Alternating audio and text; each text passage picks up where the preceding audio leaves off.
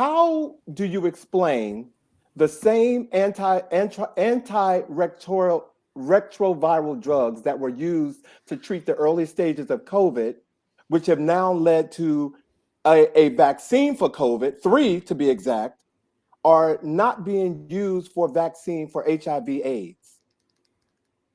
How do you explain that?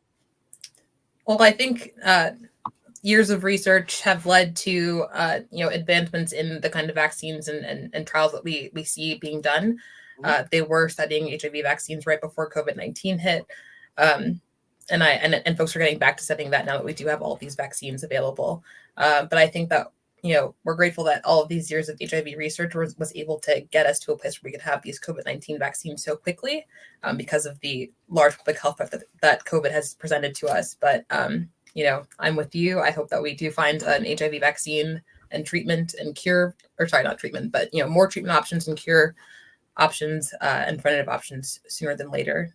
But I think it did hurt a lot of the HIV community or people who have been impacted by HIV all these years that we were able to just speed up and get these COVID-19 vaccines when some folks have been waiting for decades. Right. How close do you think we are to finding a vaccine or full-on preventative measures for HIV and AIDS? As a non-clinical researcher myself, yes. I think it's too soon for me to give a timeline on that, but sure.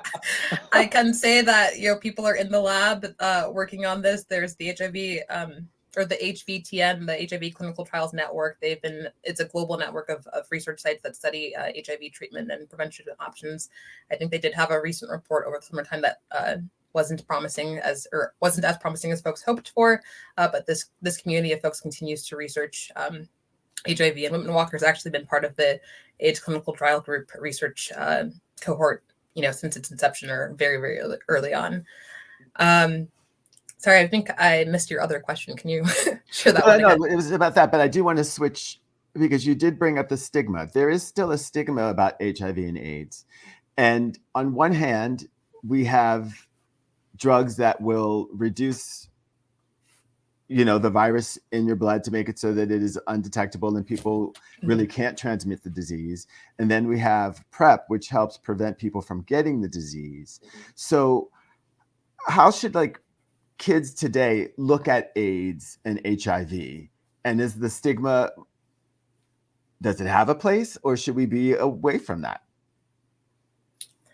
Great question. I think that, well, first I always like to kind of give the map of HIV today, right? So everyone's got to get tested for HIV.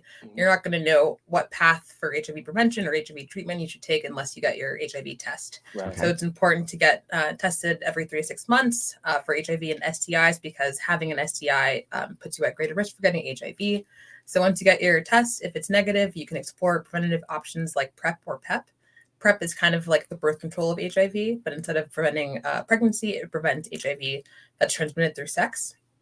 It's about 99% effective at preventing HIV that's transmitted through sex, and then it's also about 74%, I believe, effective at preventing HIV that's transmitted through that's transmitted through injection drug use.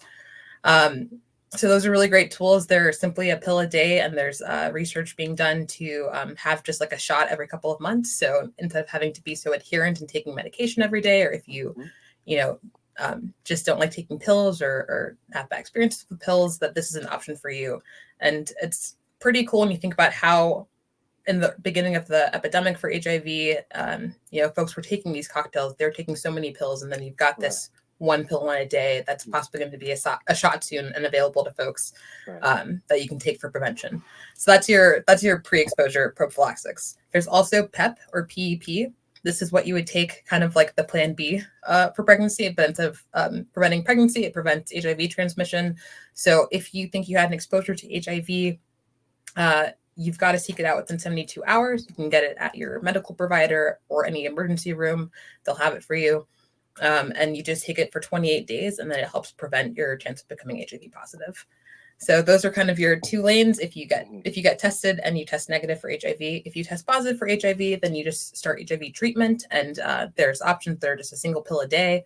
Again, really cool when you think about where we were with the AIDS cocktails and AZT treatments and honestly folks trying out whatever herbal substances that they could find, because there weren't treatment options. So people were researching and finding what they could find, and kind of trying to treat their body on their own, because they couldn't rely on, you know, public health and the government at the time.